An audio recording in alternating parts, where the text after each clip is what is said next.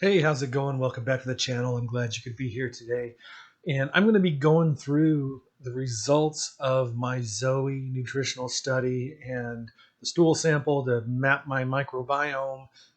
I'm actually not going to be going through the stool sample, just the results from um, the test and the blood test to measure how well I metabolize fats and the information that was gathered about my blood sugar responses as I wore the continuous glucose monitor for 2 weeks during the study.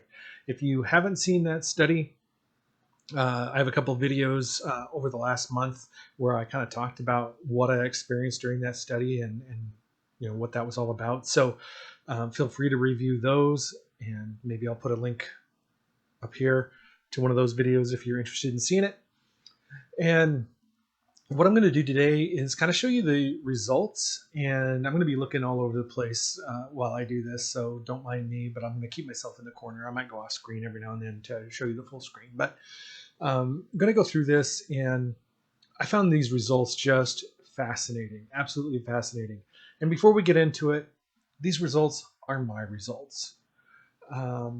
They're not, you wouldn't necessarily have the same results. And as always, before you do anything about diet change, changing your diet, doing something health related, especially if you've had weight loss surgery, make sure you talk to your physician if you do anything like this. Okay? So you're going to see my data. I'm going to talk about my experience and what I'm doing. It's not a recommendation for what you should do without consulting a physician. Now that all that's out of the way, let's see what I did here.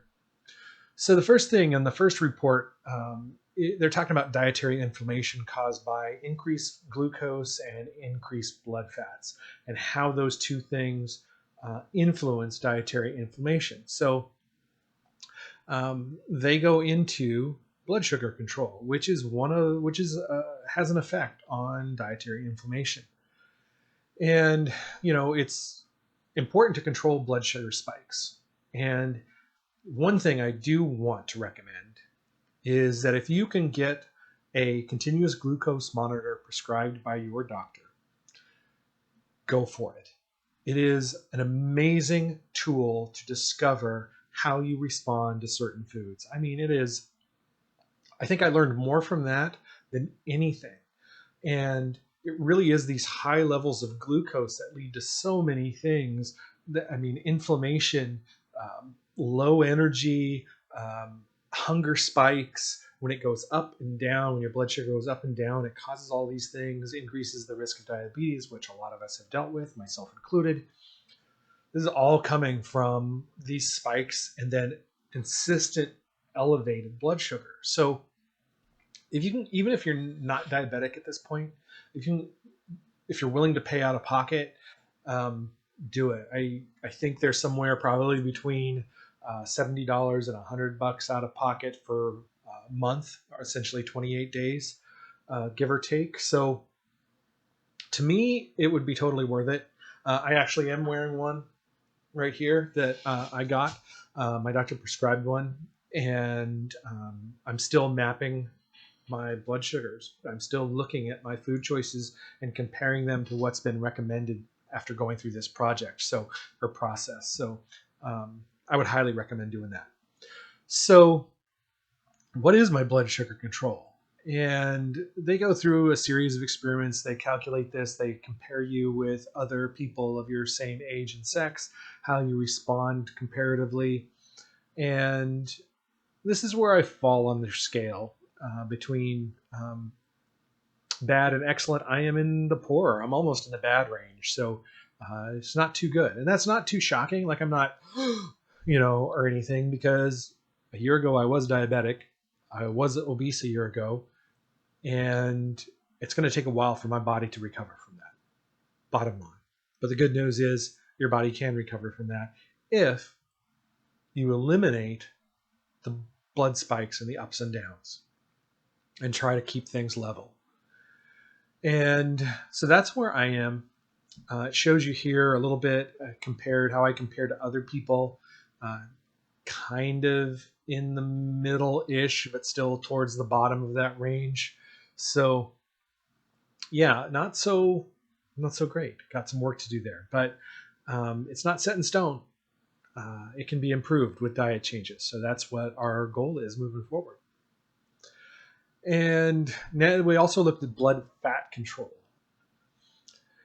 And again, blood fat, high blood fat, and a consistent level of high blood fat leads to inflammation. And, um, balancing that out is important. One of the things that they teach you is that it takes 6 to 8 hours for blood fats to clear after a single meal. So if you're piling fat upon fat upon fat, and yes, keto diets is fat upon fat upon fat, right? Um, it's probably not good. Now, if keto is working for you, it's working for you. Keep doing it. I would be cautious about the amount of fats that are going in there. It's just a lot. But that being said, some people have better blood fat control. And they're able to clear these things out more efficiently. So some people are going to respond to a keto diet, but not everybody. I wouldn't. Why? Because my blood fat control sucks. I'm way down at the bottom. If we go to the next page, 24, it's in the bad range. That's not so good. Overall, I'm kind of in the middle. Looks like guys my age don't process fats very well in general. But, still not good and something I have to be cautious of. The cool thing is the Zoe app that I'm using that takes into account my particular data actually tells me if I've had a fatty meal. It'll say, hey, your fat level is at kind of high. Wait till 3 p.m. to add any more fats or whatever. And sometimes I don't get the warning at all because I don't eat a ton of fat. And this accounts for this applies to even foods that are good fats. So like avocados are one of my top sort of foods that I should be eating, but I can't just do avocado after avocado after avocado because it's going to overload my blood fat. And they talk a little bit about managing blood fat and putting space in between fatty meals and those kind of things. And then they briefly go into the food scoring system that they use. And this is a customized system. It's customized to me. If you went through this process, it'd be customized to you because no two people process things the same. And they give some examples here that I'll quickly go through that people are different, very different. And one person can respond well to sugar, respond better to sugar, glucose, and others respond better to fat. So I'm going to go through some of this. I'm going to show you briefly, go off screen, and show you the scoring system they use. And again, while the scoring system applies to everybody, how certain foods score for you is individualized.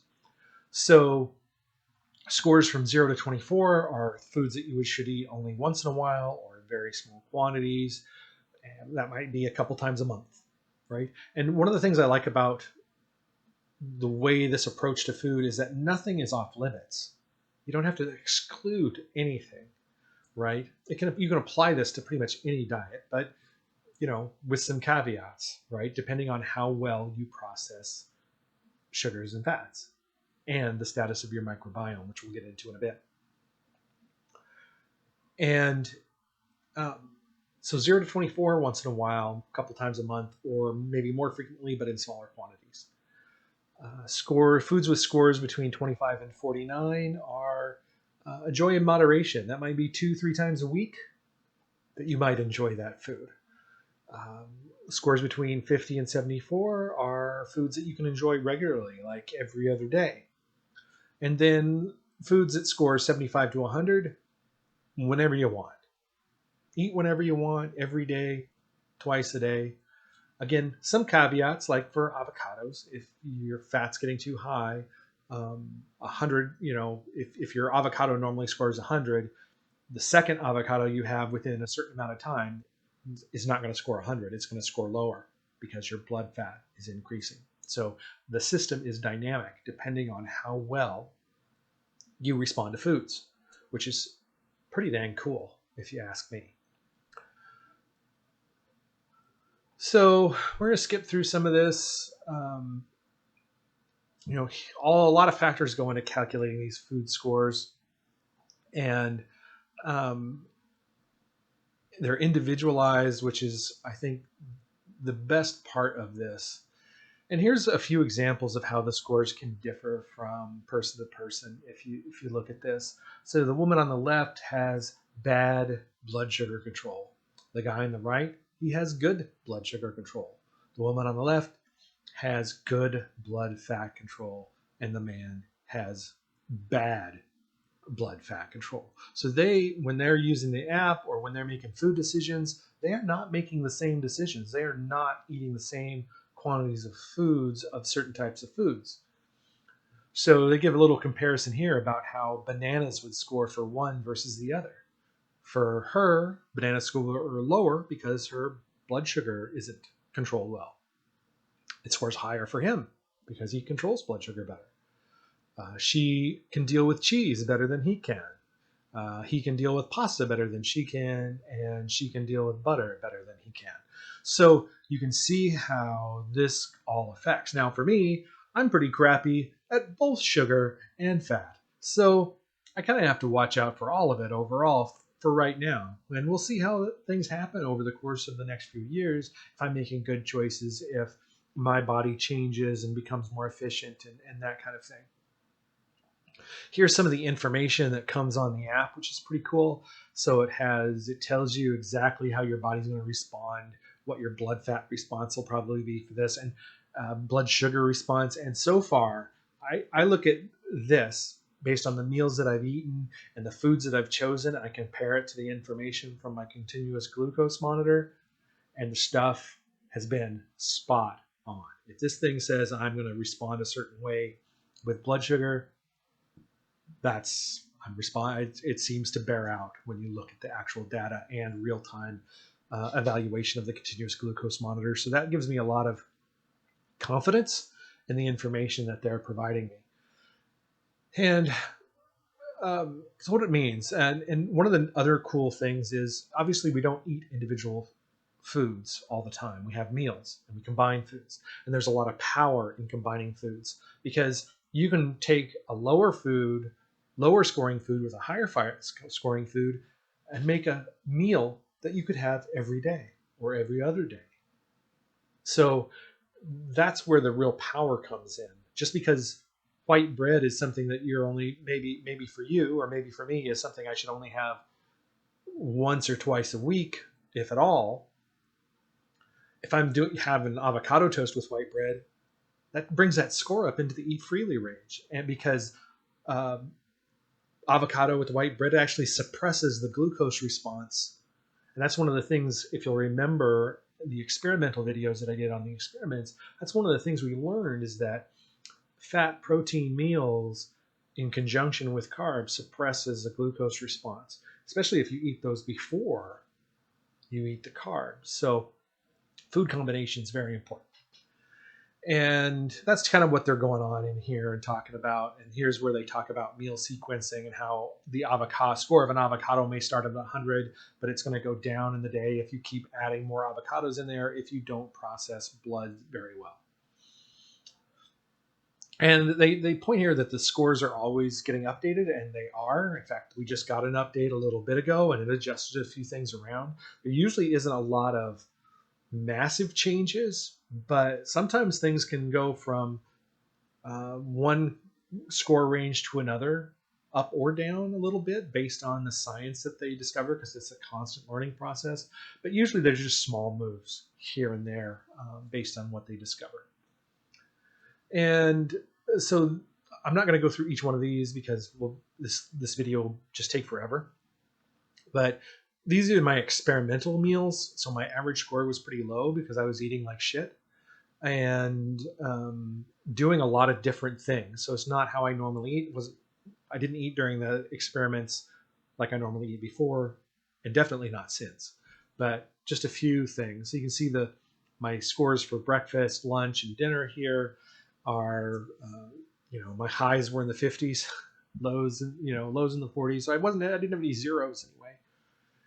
And just some different stuff. Here was a pancake breakfast. This was made with oats, whole oat flour. You can see, and yeah, I could have this every now and then, right? Eat in moderation, twice a week. I could have this once a week, and it's probably not going to have a negative effect on me. Don't want to have it every day. This breakfast sandwich, which was a veggie breakfast sandwich with vegetarian sausage, even some American cheese. This score was bumped up because the bun has a ton of fiber. This keto bun that I use has almost like a quarter or more of your day's worth of fiber in it, so it gives it quite a boost in the score range. And you can just see how the different ranges. There's pizza, which the score here you'll see is 20 over to the right, but the effective score is only a 3 because it exceeds my fat tolerance, the amount of fat on that pizza. So that's how things can adjust and adjust dynamically. It's pretty neat. And I'm going to just flip through all of these, and you can see all the different things I tried and did, and it's pretty amazing. And this actually isn't an all-inclusive. There's avocado 100, not all-inclusive to all the meals that I had on there. That was just a selection of them. So the next thing is my microbiome, and how did my microbiome respond to that? And we're going to get that in the next video. So that's it for this video and this portion to kind of introduce you to how the insights into the blood sugar and blood fat and the scoring system that I'm using with the app. Next video, I'm going to be talking about my gut microbiome, the good bugs that I have, the bad bugs that I have, how we boost the good bugs, how we suppress the bad ones, and what's next for me as far as how I'm moving forward with my diet, what I'm eating, and how I'm going to approach my maintenance in my weight and everything. So that's it for now, and until next time, take care.